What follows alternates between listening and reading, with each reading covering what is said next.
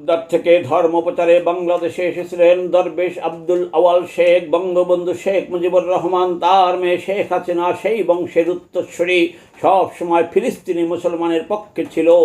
ইউনূস সাহেব শান্তিতে নোবেলজয়ী, বিশ্ব প্রভাবশালী মুসলমানের তালিকায় তার নাম। 90% মুসলমান, পীর মাশায়েখ, গাউস কুতুব, অলিয়া আউলিয়ার বাংলাদেশের হয়েছে সরকার প্রধান। ফিলিস্তিনি মুসলমানের পক্ষে না বিপক্ষে তার অবস্থান, তাহা জানিতে চায় বাংলার জনগণ।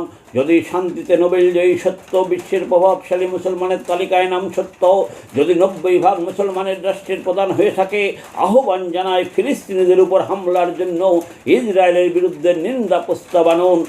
ফিলিস্তিনিদের আর্থিক সহযোগিতা বাংলাদেশের পক্ষ থেকে দেওয়া হোক। জাগো জাগো জাগো জাগো জাগো বিশ্ব মুসলমান,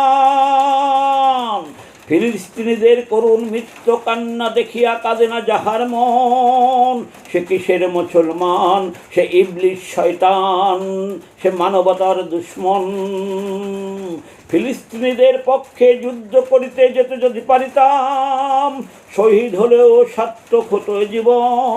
জাগো জাগো জাগো জাগো জাগো জাগো জাগো জাগো বাংলার জনগণ, ফিলিস্তিনি মুসলমানের করুণ মৃত্যু দেখিয়া কাঁদে না যাহার মন। সে কিসের মুসলমান? সে কিসের মুসলমান? সে নবীজির দুশ্মন।